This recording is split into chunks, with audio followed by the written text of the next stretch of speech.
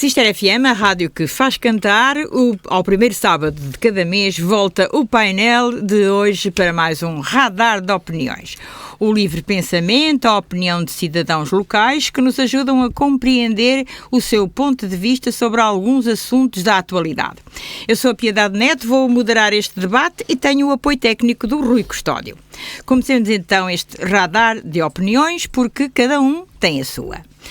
Carlos Bonifácio, João Paulo Raimundo, José Costa e Sousa e Miguel Silvestre, sejam mais uma vez muito bem-vindos a este espaço de opinião e vamos ouvir o que é que cada um traz para debate e para nos fazer entender algumas circunstâncias do mundo atual, que são muitas e nem sempre boas. João Paulo Raimundo começa hoje. João Paulo traz segurança, Ciresp, redundâncias e etc. Bem-vindo. Muito boa tarde a todos. Cumprimento a Piedade Neto, o Rui Custódio, Costa e Sousa, Miguel Silvestre, Carlos Bonifácio e todos os nossos ouvintes. Eu antes de entrar na segurança, Piedade, perdoa-me e desculpa-me eu falar só no Trump durante um breve minuto, que é revelar que ele tem uma estrutura mental que é uma desgraça. Continua a admitir várias pessoas que estariam ao seu lado, mas que estão a ser admitidas, desde generais, desde toda a gente que ele pensa admitir, demite. Ou seja, quem não o defende ou o protege é expulso. É só isto. E aquilo que eu penso é que qualquer dia ele começará a usar o sistema que o seu amigo e grande amigo Putin usa, que é mandá-los do 6º ou do 7º andar, portanto é provável que ele comece a usar também esse sistema. Mas não era esse o tema que estava a pensar falar hoje, seria sim a segurança. Sem ser muito pessimista, quando vier uma vaga de calor forte, vamos ter incêndios, portanto, sem surpresa, e o que vai acontecer? Neste momento está tudo cheio de madeira partida, madeira destruída, portanto, combustível. Esse combustível, que está nos pinhais e nas matas, poderá fazer da época de calor uma época horrível. A pergunta que se faz é, há preparação? O Ministro já avisou que ia ser uma época terrível. Vai ser. O Ministro da Administração Interna. É verdade. Muito pouca preparação, e depois lamentamos uma outra situação, que é o Ciresp, que seria uma entidade, que seria uma organização, uma comunicação para quando falham telemóveis e telefones, funciona o Ciresp. Não funciona. Gastámos provas várias vezes. O ano passado, o outro ano. E de ano para ano adia-se, portanto, todos aqueles milhões que se gastaram para comprar o Ciresp não têm uma renovação ou uma alteração ou uma reorganização, porque vamos ter incêndios e depois ninguém consegue comunicar com ninguém. Os nossos bombeiros, as nossas organizações no terreno que vão atacar os incêndios, querem falar e não conseguem. Porque não há telemóveis, não há, os telefones das viaturas dos bombeiros não funcionam, não funciona nada, e eles estão ali, não sabem se estão bem, não sabem se estão mal, não sabem se estão organizados, se estão ali sozinhos, sei lá, sujeitos a morrerem ali no meio do mato. Portanto, é inacreditável como é que o Ciresp não funciona. Eu considero, sem querer armar-me aos cucos, que isto é uma arrasadora incompetência. Não é normal uma coisa destas. Se alguém gasta muitos milhões numa coisa, essa coisa tem que funcionar, esse equipamento tem que funcionar. Não há outra palavra. É incompetência. E incompetência que se translada de ano para ano. Depois há outra situação que também tem a ver com segurança, que é o apagão fez agora um ano. E só agora estão a finalizar relatórios, a finalizar opiniões sobre como resolver os problemas que houve naquele dia, não é? Porque naquele dia aconteceram coisas inacreditáveis, não havia eletricidade nem meios de substituição, e só agora é que estão a pensar como é que irão resolver esse assunto. Também não é normal. E segundo se consta, pode haver outros apagões, mais vezes. Não estamos livres disso. Relativamente a este assunto, José Costa e Sousa, não sei se alguém quer... Porque eu não sou técnica, mas o que é que poderia substituir o Ciresp, por exemplo? Não sei. Eu não sou especialista na área do Ciresp. Sei é que o Ciresp, de facto, tem, ao longo destes anos, se calhar mais de 10 anos, não sei há quantos anos está o Ciresp em funcionamento, mas de facto está-se a comprovar que não funciona. Eu compreendo que depois do Estado ter contratualizado e adquirido este sistema de comunicação, que é um sistema de comunicação à partida que não podia falhar, mas está a falhar, e depois de se terem investido, é que são milhões em cima de milhões. Quer dizer, cada governo está a tentar ver se salva o Ciresp. Mas o Ciresp já não tem, parece que já não tem salvação possível, mas tem custos tremendos para o erário público. Pelo menos desde 2017 que temos os mas até antes já. Falou-se mais nessa altura. Fala-se em 380 milhões. Portanto, quer dizer, tem que haver coragem política e não se pode fazer política partidária com isto, não é? E tem que ser assumido isto, porque de facto o Estado, todos nós não aguentamos mais isto, de facto falha e tem custos tremendos para a população. Mas eu por acaso nem era para tanto para falar no Ciresp, mas para falar naquilo que o João Paulo aqui falou, que tem a ver com o material combustível que está na floresta. E isto aplica-se ao Estado e aplica-se aos particulares. Eu sou um dos proprietários que ficou sem um pinhal e sem um eucaliptal. Quer dizer, estamos a falar de uma área ainda significativa. Só esta semana é que eu consegui ir ao local, porque os caminhos de acesso ao pinhal em causa, até num concelho aqui próximo, estavam totalmente bloqueados. E agora, enfim, as juntas de freguesia já conseguiram desbloquear uma boa parte dos caminhos. São caminhos rurais, no fundo. Isto são caminhos rurais. E, de facto, eu deparei-me com uma situação absolutamente catastrófica, não é? Portanto, não há nenhum pinheiro em pé, não há eucaliptos em pé, está tudo no chão e é material que aquilo é um fósforo, aquilo é uma coisa impressionante. E eu deparo-me com uma situação, eu e muita gente proprietária, é que, neste momento, quem pode fazer este trabalho? É preciso equipamento, é preciso empresas para fazerem a retirada deste tipo de combustível ou deste tipo de material. Por outro lado, as empresas da região já não aceitam este tipo porque há um excesso de oferta. Para algumas empresas do Norte, estamos a falar de cerâmicas, aceitam, digamos. Eu já nem discuto os preços.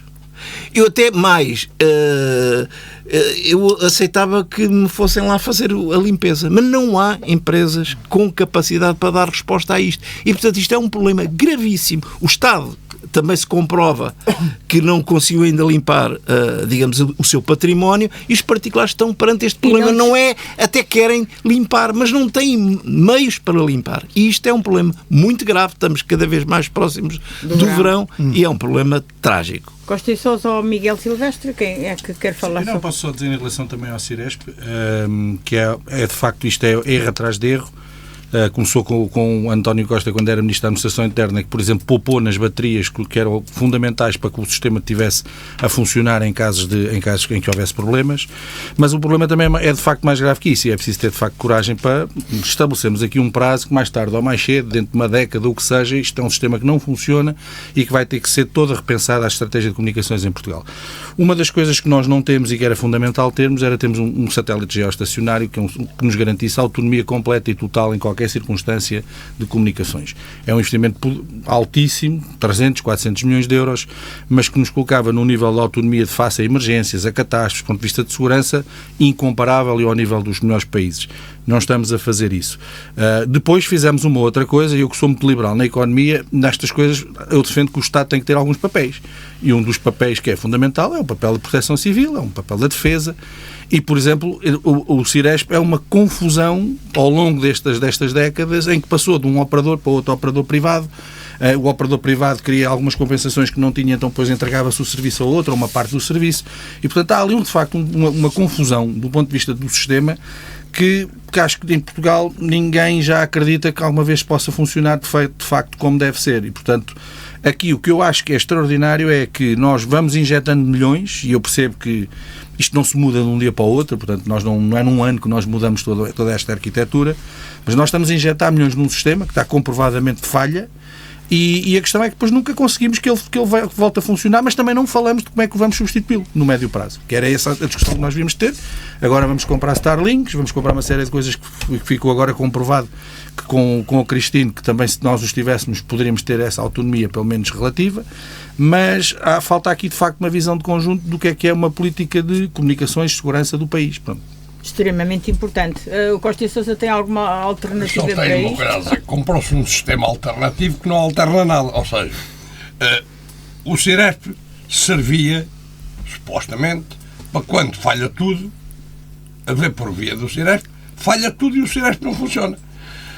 Antes do Ciresp, os bombeiros comunicavam, as forças de segurança comunicavam, havia sistemas analógicos, mas como os xalões são sempre assim, é velho, não presta. Deita-se fora. Era velhinho, mas funcionava. Quando precisam de comunicar, comunicam com os radioamadores. Ora, ou seja, exatamente, são os sistemas analógicos. Mas há neste país uns quantos indivíduos que se acham uns iluminados. Então, o que é antigo? Há que deitar fora. Aquilo funcionava. Podia estar aproveitadinho, podia estar oleado.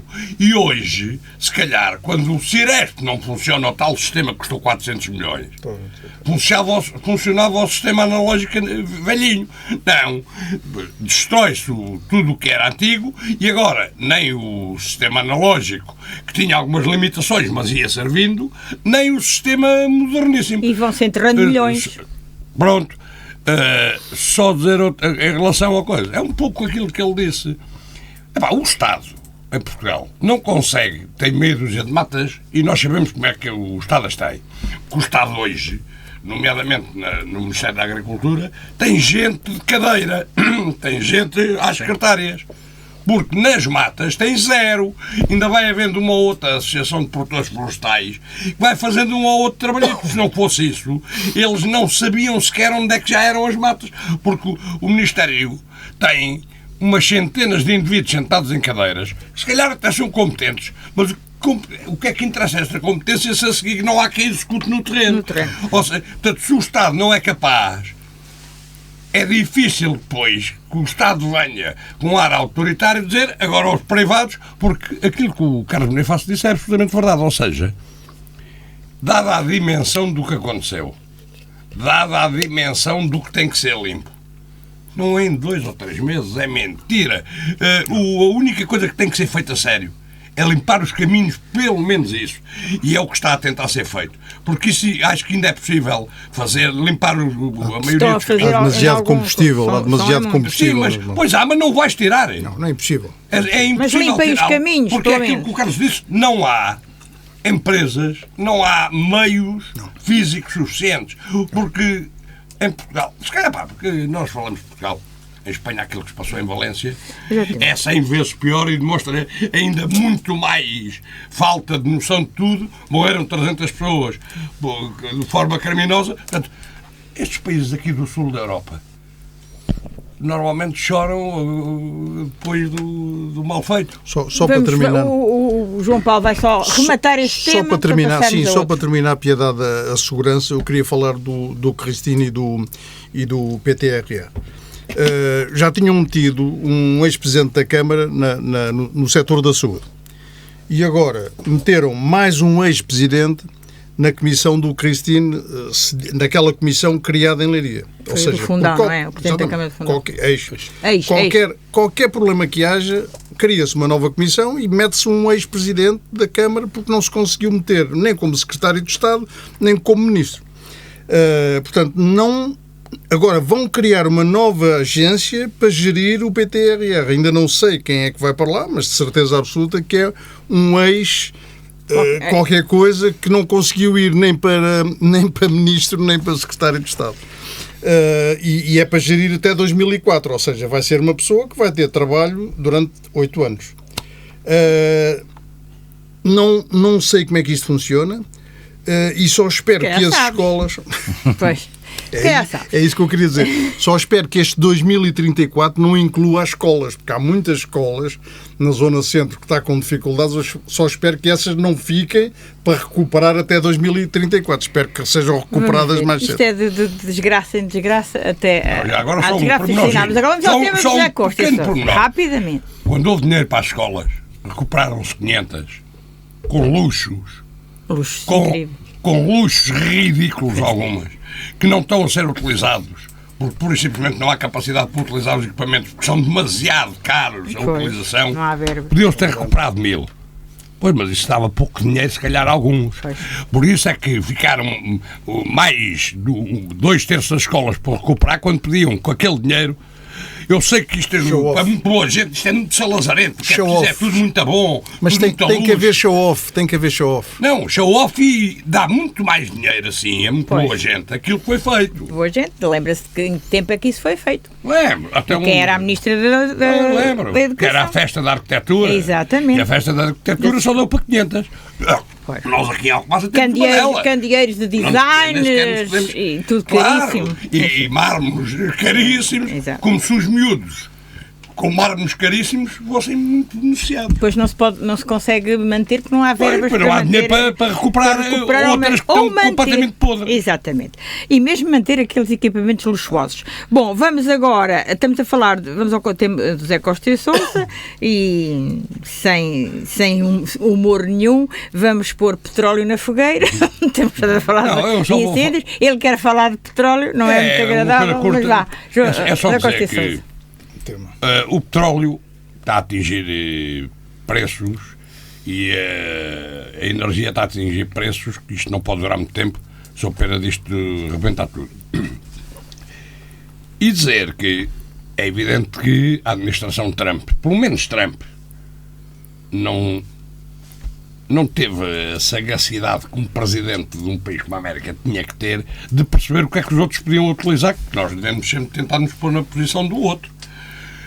O que é que eles poderiam utilizar, como utilizaram o Estreito de Hormuz e as consequências, e vamos ver se o Estreito de Hormuz se não pega à moda noutros sítios de utilizarmos a geografia para fazermos chantagem com outros países. Agora, dizer também o seguinte, eu ouço alguma da imprensa ocidental, nomeadamente cá na paróquia, em que o Trump é um bandido, e o regime iraniano não é... São um bocado desviados. Haja juízo o Trump. O Trump, se puder, transforma muito provavelmente a América numa ditadura. O Trump é um indivíduo impreparado. O Trump é um indivíduo que há não sei quantos anos, se calhar nem para contínuo da Casa Branca servia e hoje é o presidente. O Trump é tudo e mais alguma coisa. Mas o regime iraniano, se tivesse bomba atómica, lançava. Já toda a gente percebeu. O regime iraniano é um coito de loucos e isto serviu, pelo menos, para impedir que daqui a 1 ano ou 2, porque no dia em que eles a tivessem, é que a Coreia do Norte ainda tem a China ao lado. E a China põe alguns juízes na Coreia do Norte. Aqueles não têm ninguém. Portanto, isto pode ter muitos defeitos. Mas há uma coisa que tem boa. É que nós não vamos correr o risco nos próximos 2 ou 3 ou 4 anos de ver o Irão com bomba nuclear. Miguel Silvestre, sobre esta questão, achas que, de certa maneira, o Irão também pode aqui ser travado? Eu acho que neste momento é de facto evidente que os Estados Unidos foram condicionados e condicionaram-se também para aquilo que eram os interesses principais de Israel, neste caso, e neste processo. Israel tinha um conflito aberto, estávamos ali, já não era numa guerra fria, era de facto num aquecimento para uma guerra, e os Estados Unidos foram de alguma forma também um pouco nesse processo e tiveram uma intervenção que, na minha opinião, foi claramente mal calculada. Obviamente que do outro lado está talvez o pior regime que nós teríamos no mundo e que não podemos esquecer que morreram, os números variam, mas há quem fale em 35 mil pessoas, 50 mil pessoas, até números maiores, de pessoas que contestaram agora até de uma forma relativamente pacífica o regime. E, portanto, agora, acho que foi, de facto, muito mal calculado, e a situação que neste momento está é que os Estados Unidos, para todos os efeitos, não têm uma saída airosa que lhes convinha, que era, de facto, a queda do regime, porque tudo o que não seja cair o regime no Irão nunca vai ser encarado como uma vitória. Portanto, nós, neste momento, estamos à beira de uma situação que se pode prolongar por tempo indefinido. Achas que é impossível cair o regime? Eu acho que vai ser bastante difícil, porque... Mesmo com o hipotético regresso do Chá ou do filho do Chá? Mas os Estados Unidos tentaram fazer uma coisa, mas de facto é assim, são vítimas, foram vítimas um bocado daquilo que têm sido as suas circunstâncias, não é? Eles esperavam de alguma forma que houvesse uma sublevação popular, mas a verdade é que as pessoas já foram abandonadas muitas vezes. Okay. Nessa expectativa que elas... 40 mil. Exatamente, portanto, e os próprios curdos, a população curda, que eles também, o Trump chegou inclusivamente a fazer referência a isso, que era a altura que se calhar para os curdos poderem revoltar-se mais em relação ao regime. Eles próprios fizeram um comunicado, na altura lembro dele do comunicado. O comunicado é lapidar, então o que lá está escrito é assim: meus amigos, nós estamos interessados, obviamente, que haja uma mudança do regime, mas nós já sabemos como isto funciona. Nós corremos o risco de sermos mandarmos para a frente, enfrentamos o regime e depois vamos ser massacrados e ninguém nos vem apoiar. E, portanto, a situação e a circunstância neste momento, eu acho que era a pior que poderia acontecer. Como é que vamos sair disto? Não faço realmente a mínima ideia, mas não vejo cenários fáceis. O Carlos, que é um especialista também na estratégia e nestas questões, o que é que acha deste? Concordo com aquilo que já aqui foi dito. Para se mudar um regime, aliás, quer dizer, foi por aí que começou a guerra, era para mudar o regime, depois foi o petróleo, depois foi agora o Estreito de Hormuz, enfim, já foi mudando ao longo destes meses. A verdade é que para se mudar um regime só com tropas no terreno. Ponto final. E sobre isto os Estados Unidos não estão interessados em ir para o terreno. E lá está. E por essa razão o Kurdistão ou os curdos estavam disponíveis para mudar o regime, mas não estão disponíveis para ficar sozinhos nisto. Sentem-se desapoiados, foi o que sempre aconteceu. Não é? Aconteceu no Afeganistão. Também aconteceu no Afeganistão. Eles também deram a cara. E provavelmente já aconteceu no Iraque. Mesma coisa. E provavelmente no Irão. E, portanto, eles já não correm riscos.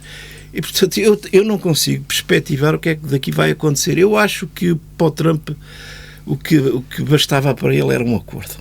Para ele sair daquele atoleiro em que se meteu.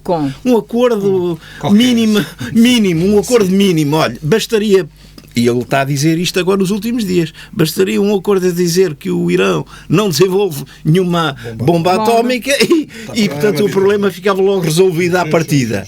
Sim, só uma coisa, para o Trump, os direitos humanos daqueles desgraçados é mais ou menos zero. Portanto, eu diria, a minha esperança é que efetivamente dentro do regime, porque neste momento aquilo que se nota é que dentro do regime iraniano já há várias fações. Já não sabe bem quem é que responde pelo regime. Não é o líder supremo, porque ele penso que está mesmo muito ferido. Também não é o líder do Parlamento. Pode ser, digamos, as brigadas, que agora está a faltar o nome, a Guarda Revolucionária. Mas se alguém tiver condições para chegar a um acordo com os Estados Unidos, no sentido de dizer, bom, eu até diria, nos próximos 20 anos nós não vamos pensar em armas nucleares. Isto era suficiente para os americanos fazerem um acordo, cantarem vitória e acabar-se com a guerra. Era relativamente e ainda tenho esperança que isso possa vir a acontecer. Carlos Bonifácio, e eu há pouco falei, houve uma altura em que se falava muito do filho do Shah, o Reza Pahlavi, voltar ao Irão e tomar isso era possível. O que é? Isto é possível, é lógico, não é? Ele é um rei, não é? Mas sem tropas, não é? Basicamente é um diplomata, mas não tem a força, nem sei se terá o peso dentro do próprio Irão. Portanto, no Irão, para se mudar um regime daquela... É bom que a gente tenha consciência que estamos a falar de 1 milhão de homens. 1 milhão de homens e mulheres. Entre a Guarda Revolucionária e as Forças Armadas, estamos a falar de um exército gigantesco. Claro que há várias sensibilidades. E fanático. E fanático, é verdade. Agora, bastaria aqui um acordo, mudar o regime, enfim, pô-lo mais suave, nem sei se isso é possível. Eu, sinceramente... Estamos a falar de um sistema teocrático, quer dizer, em que o regime político assenta na religião. E, portanto, e é ao abrigo da religião que eles podem praticar determinado tipo de purgas, determinado tipo de repressão sobre a população. Sem isto resolvido, eu diria, as democracias, não sei se é possível. Eu estou a dizer isto com muita sinceridade, não sei se é possível implementar democracias no Médio Oriente. Não sei se é possível. Para já tem sido muito difícil. E os exemplos Quase que temos tido, lembro-me da Primavera Árabe, deu no que deu. Deu o que deu. E, portanto, eu diria que um regime mais ou menos que pelo menos respeite os direitos humanos já era muito bom. Já era muito bom no Irão e já era suficiente para alterar alguma coisa. Mas agora, para si é subscrevo, impossível. subscrevo. Nós estamos a falar de um regime absolutamente Bárbaro. horroroso e que, de facto, as pessoas não têm liberdade nenhuma. E há relatos de Teherão que as pessoas ficavam satisfeitas pelo bombardeamento dos americanos. Mesmo eles correndo o risco de vida. Mas eles diziam, continuar a viver assim não é possível. Isto faz-nos pensar duas vezes. As próprias pessoas a dizerem o que é o Irão enquanto regime. Não é? Queres rematar alguma coisa, Só João muito Paulo? rapidamente. O tema do Costa e Sousa é o petróleo e o petróleo atingiu níveis, o preço atingiu níveis pornográficos. Há pouco estávamos aqui, antes de gravar, a dizer, há um mês estivemos aqui a falar disto, não mudou nada. ou aumentou. Nós há um mês estivemos no nosso programa e isto está igual. Também foi dito que a China coloca algum juízo na Coreia do Norte. Não acredito. Muito sinceramente, juízo na Coreia do Norte é uma palavra que não existe. Depois, quanto aos Estados Unidos. Os Estados Unidos, temos que nos situar no terreno e pensar. Os Estados Unidos não ganham uma guerra desde 1945. Desde a guerra contra os alemães, que eles... Vietnã, Iraque, todas as guerras. Eles saíram de rastros de todas as guerras. Não sei como é que é possível. Um armamento daqueles, um exército daqueles, e saem de rastros com os helicópteros a cair aos bocadinhos. Portanto, temos que pensar isso. Lá, João, nada nos diz que o Trump não acontece não o é mesmo. simples. Vai acontecer. Mas você nunca ganhará a guerra na Ucrânia por uma razão. Quem está a defender a sua pátria tem sempre 10 vezes mais vontade, mais coragem, mais ousadia. É como as equipas pequenas no futebol, é verdade. Os soldados que estão a invadir não sentem vontade nenhuma de andar na guerra porque têm a noção que aquela causa não é deles. Os ucranianos estão dispostos à morte para defender a sobrevivência do seu povo. Mas pegando aqui na questão do petróleo, que eu acho que também é importante o Portugal, nós não falamos destas coisas, que é outra coisa que a mim me faz um bocado de confusão. Que é, nós tivemos uma lei completamente ideológica que proibiu a exploração e a investigação sobre jazidas de hidrocarburantes na nossa costa e no nosso território. Foi uma coisa que devemos ao governo da Geringonça. Sim, e quando de facto havia estudos em Portugal sobre bacias, neste caso até de exploração de gás no Algarve, não muito longe daquilo que é a exploração em Espanha, provavelmente a bacia até é a mesma, e também na nossa costa, e aqui em Alcobaça são um dos exemplos onde houve de facto investigação sobre estas coisas. E portanto, agora só acrescentar houve um governo em Portugal que proibiu que fosse feita a investigação, não é só a exploração. Porque a questão é que ainda havia muita coisa para saber, de facto, em relação àquilo que é a dimensão destas coisas. Nós, neste momento, por lei, é proibido explorar isso em Portugal. Mas, para além de ser isso proibido, eu vou falar numa coisa que é normalmente tabu, que é energia, que são as centrais nucleares. Nós temos aqui à porta uma com 50 anos, que está a 50 km da fronteira, se ela arrebentar o Tejo e tudo fica... acabou. E quem recebe, quem tem a ganhar com aquilo são os espanhóis. Porque nós, com os complexos todos que temos, ainda não percebemos uma coisa. A energia atómica hoje tem um nível de segurança que não tinha há 50 anos. Há países como o Japão, que tinham pensado abandonar, países como a Alemanha, países como a Inglaterra, que estão a reativar isso tudo.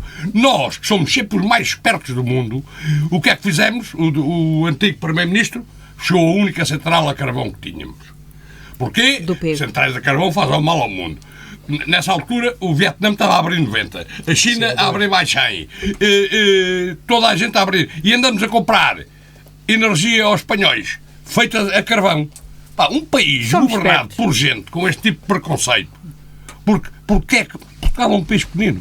Uma central nuclear chegava para o país ter independência energética de outro nível e se calhar para o PIB português ser 4 ou 5% maiores. Não, mas está bem, mas é bom. É o tema do Miguel Silvestre. É bom que se tenha coragem de falar destas coisas. Vamos saltar. E quem é que vendeu a Galp? Está bem, mas não vale. Vamos saltar justamente para o PIB, que é o tema do Miguel Silvestre, que é 18º lugar de Portugal do PIB per capita entre os países da União Europeia. Eu acho que este é sempre... É triste esta frase. É porque, principalmente, quando nós olharmos para o ponto onde partimos, não é? Quando pensámos que em 2000 estávamos, por exemplo, em 15º.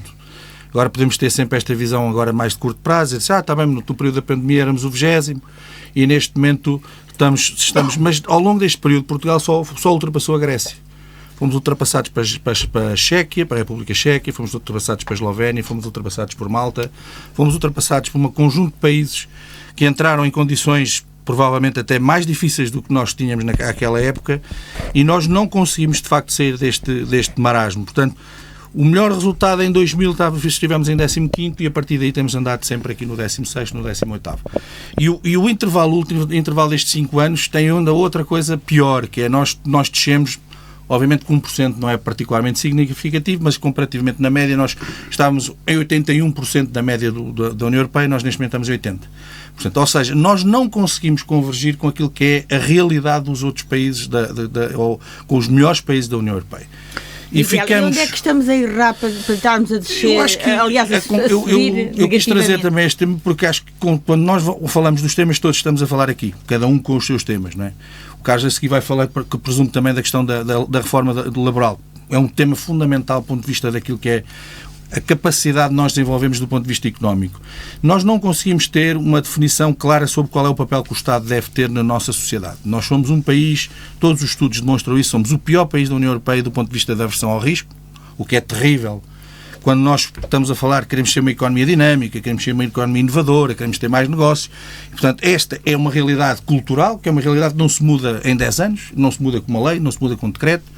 É uma questão complexa, que também tem coisas boas. Isto tem a ver muito com uma lógica, até do ponto de vista social, nós somos mais coletivistas, não somos tão individualistas como os povos. Isso também nos ajuda quando estamos, por exemplo, face a catástrofes. Portanto, estas coisas têm que ser vistas sempre com os enquadramentos certos.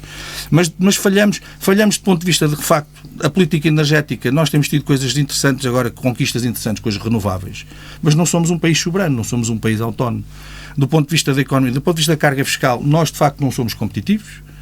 Temos um sistema complexo, temos um sistema que penaliza essencialmente quem trabalha, ao contrário do que às vezes as pessoas pensam, não é só as empresas. Quem trabalha é penalizado com uma carga fiscal que é uma carga fiscal muito forte.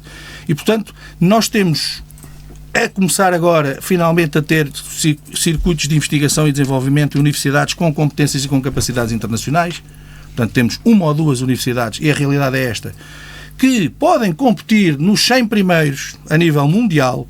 Portanto, nós não estamos a falar de estar nos 10 primeiros, estamos a falar de estar nos 100. Pronto, e, portanto, a realidade do país é que nós, de facto, temos progredido, temos feito algumas coisas, temos níveis de produtividade baixíssimos, e isto é um problema de organização, porque se os portugueses vão trabalhar para o Luxemburgo e passam a ser dos mais produtivos da Europa. Portanto, não é um problema do português em si, enquanto ser humano. É um problema cultural, é um problema de organização. E depois vamos ver o que é que nós resolvemos, de facto, definitivamente, em relação àquilo que é os desafios mais estratégicos do país. Não há uma reforma na saúde que tenha sido feita, na educação, cada vez que nós reformamos, não se sabe claramente para onde é que se vai. Do ponto de vista da economia, ainda hoje há uma série de leis que se atrapalham umas às outras e temos uma lógica inacreditável de dependência total dos fundos da União Europeia. Não há investimento público em Portugal. Nós somos o terceiro país ou o segundo país da União Europeia com menor índice de investimento público, porque nós criámos este chapéu que se chamam fundos comunitários e tudo. Há tempos uma Câmara Municipal que tem um grande castelo no Alentejo, estavam lá algumas pessoas que eu conhecia que estavam-se a queixar porque estava às escuras. E então a resposta da Câmara, e mandaram uma carta à Câmara, e a Câmara Municipal respondeu e disse assim: nós estamos à espera que abram candidaturas para fazermos uma candidatura para substituirmos a eliminação. Ou seja, o nível hoje em dia de dependência dos fundos comunitários chega a coisas que são de absoluta manutenção do dia a dia. Portanto, nada se faz. Há uma Câmara também muito perto aqui que eu, por acaso, também há tempos vi o orçamento e que também achei muito curioso, porque o orçamento tinha 3 obras acima de 1 milhão de euros e uma delas não era para ser executada porque não tinha ainda fontes de financiamento garantidas. Pronto. E, portanto, todas as outras obras só eram feitas se houvesse uma candidatura que fosse aprovada e conseguisse de alguma forma fazer isso. E, portanto, eu acho que nós temos aqui um cocktail que, honestamente, aos 48 anos, começa a acreditar que nós não vamos ser capazes de sair disto. vai ser muito difícil, e gostava muito que o país não precisasse de mais de uma troika ou qualquer coisa semelhante para conseguirmos fazer algumas reformas que são importantes. A questão de uma reforma administrativa, que ninguém fala. Fala-se de uma regionalização, mas ninguém fala dos outros níveis todos da administração. Como é que vamos regionalizar? Mas vamos manter as câmaras municipais, vamos manter as CIMs que temos, vamos manter as freguesias, vamos manter as CCDRs. Quer dizer, tudo em Portugal... É uma amálgama de eu acho que o grande problema continua a ser, e é um problema transversal a todos os partidos, que é nós não conseguimos comunicar com as pessoas o que é que nós queremos, porque provavelmente também não sabemos. Eu gostava que houvesse alguém que dissesse assim, eu gostava que Portugal estivesse nos 10 primeiros. É uma meta, é claro, é objetivo. Não sabemos comunicar com as pessoas. Carlos Bonifácio também concorda?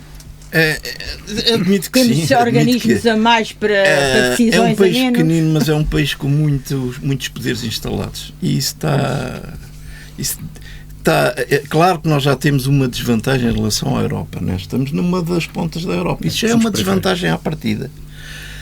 A nossa dimensão é o que é.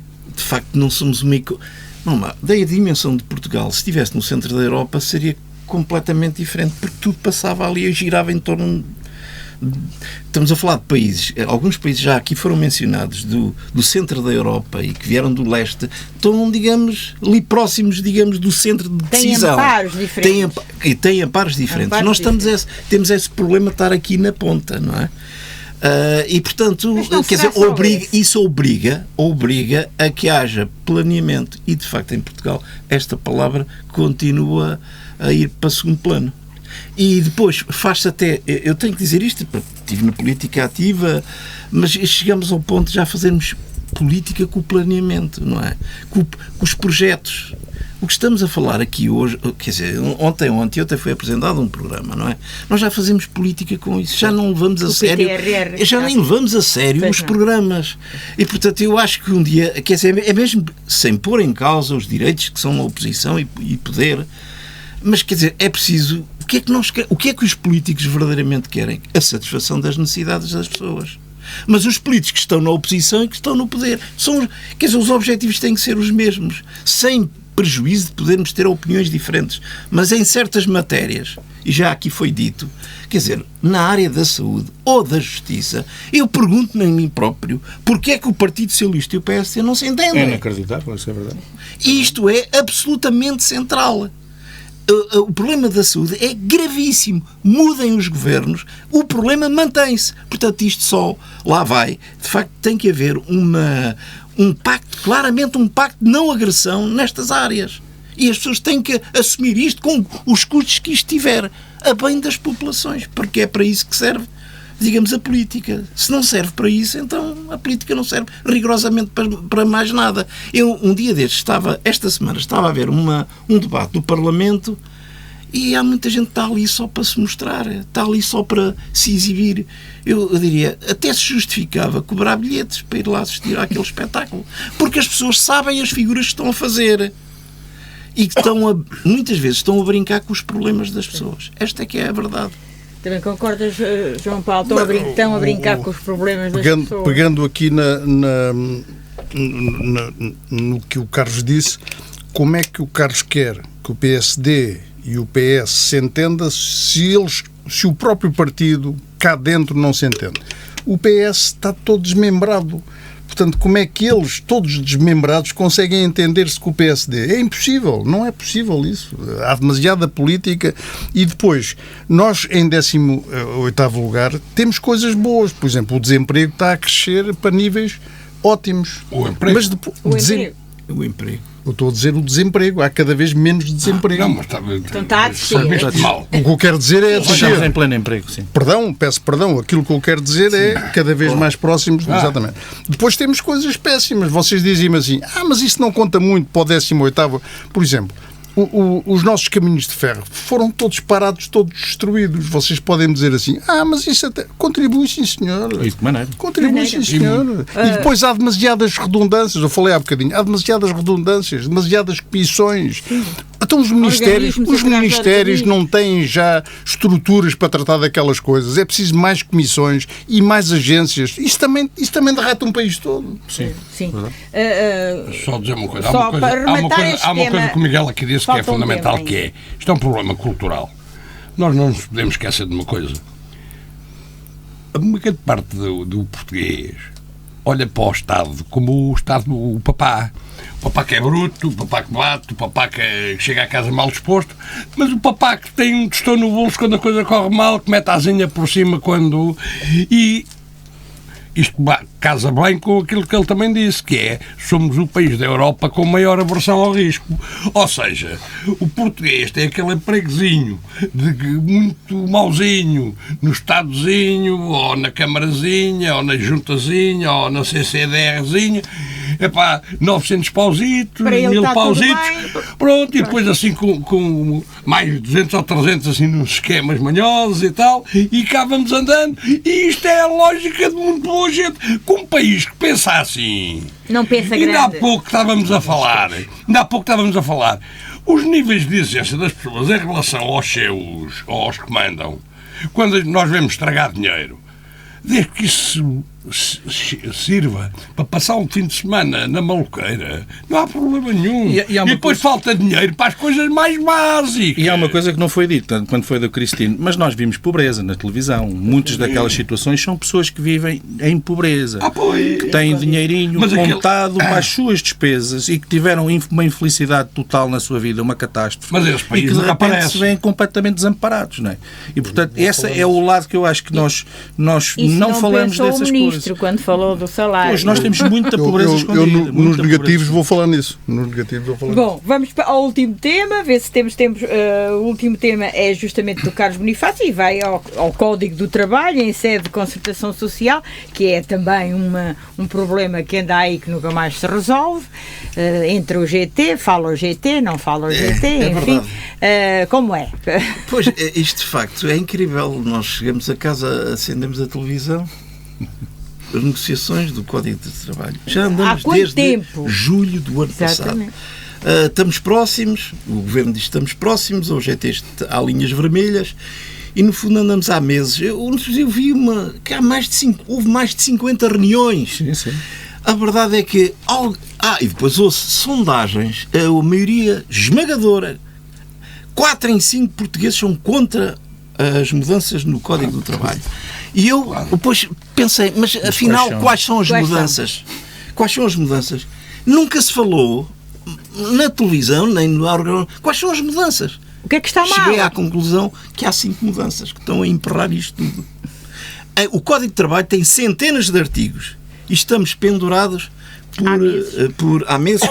Pronto, agora a última versão são 5 artigos de centenas de artigos. Portanto, à partida, estamos muito próximos. E esta posição da UGT, agora, não ir, não... Pronto, o que eu estou a dizer é que, para chegar a esta conclusão, à partida, quando eu comecei a ouvir falar nisto e tomei contacto disto, mas porquê?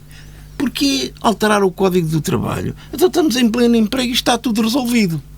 Foi a minha primeira posição. Este governo está-se a meter em trabalhos, para quê? Não é? Agora, há uma coisa que nós temos que ver. De facto, há pleno emprego, é verdade, por razões extraordinárias, mas há pleno emprego, mas as leis do trabalho não são imutáveis e nós temos que nos adaptar àquilo que é a concorrência. Os países são concorrentes uns dos outros. E, portanto, há aqui uma visão e uma tentativa de um conceito que vem já há mais de 20 anos na Europa, que chama-se flexi-segurança. Flexibilidade e segurança ao mesmo tempo. Claro que depois o problema é, o que é flexibilidade? É tornar tudo mais precário? O que é a segurança? É tornar tudo mais rígido. E é, no fundo, este que é o problema de fundo entre a OGT e o Governo. Mas são apenas 5 artigos. Olha, contratos de trabalho. O que o Governo quer é passar os contratos de trabalho de 2 para 3 anos. É este o problema. Os contratos de trabalho por tempo incerto, o Governo quer passar de 4 para 5 anos. Estamos aqui minudências. Exatamente. Por exemplo, o banco de horas, que foi praticamente afastado na última alteração, em que o Governo quer... O que é o banco de horas? Eu dou mais horas, posso receber isso ou em dinheiro ou eventualmente em férias. Portanto, o que estamos a falar são pequenas questões, mas mesmo pequenas questões, eu diria que algumas são questões ideológicas, eu percebo, não é? Mas mas que são questões menores. Por exemplo, o outsourcing, que é outra matéria que é muito abordada e é o diferente entre o GT e o Governo. Por exemplo, o outsourcing, quando há despedimentos ou coletivos ou despedimentos individuais, o patronato não pode substituir com outro trabalhador. E o que é que recorre muitas vezes? Recorre ao outsourcing. O que o Governo está a propor é que, em vez dos 12 meses, que é obrigatório, depois só pode contratar, a lei atual, ao fim de 12 meses pode contratar empresas de outsourcing para fazerem aquele trabalho, o que o Governo propõe são 6 meses. Portanto, nós estamos a falar de pequenas coisas, minudências. Pronto, se podemos dizer, isto é precariedade. Para mim, precariedade é não haver emprego. Para mim, precariedade é não ter empresas. E as empresas, as pequenas e médias empresas, são a base deste país. Uma coisa é se olharmos para a Alemanha ou para os países mais desenvolvidos que têm grandes empresas. Outra coisa é olhar para o país. A realidade deste país é de médias de 10, 15 trabalhadoras. Portanto, se nós somos excessivamente rígidos com estas empresas, nós estamos a prejudicar os trabalhadores. É nessa ótica que trouxe este tema. Mas eu sou apologista e acho que é possível chegar a um acordo.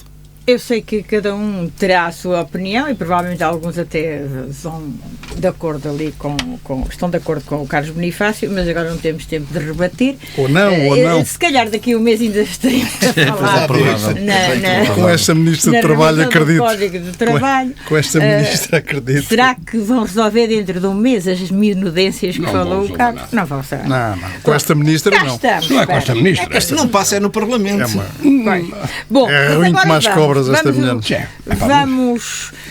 Vamos guardar estes minutos finais para o positivo e o negativo, que é tipo telegráfico, não podemos explanar muito. João Paulo Raimundo, o teu positivo e o teu negativo. Lamento imenso, não tenho positivo. Tenho só negativos. Peço imensa desculpa. Uma delas, um dos negativos é o Sócrates andar a gozar connosco há tanto tempo. Acho isso um exagero, não merecíamos sofrer tanto com este tema. Coisa que realmente depois, aos céus. Montenegro sem cinto num carro, numa semana, na semana da Páscoa. Não se faz. Aquele show-off. Já apareceram todos. Já há imagens de todos sem cinto. Não há necessidade.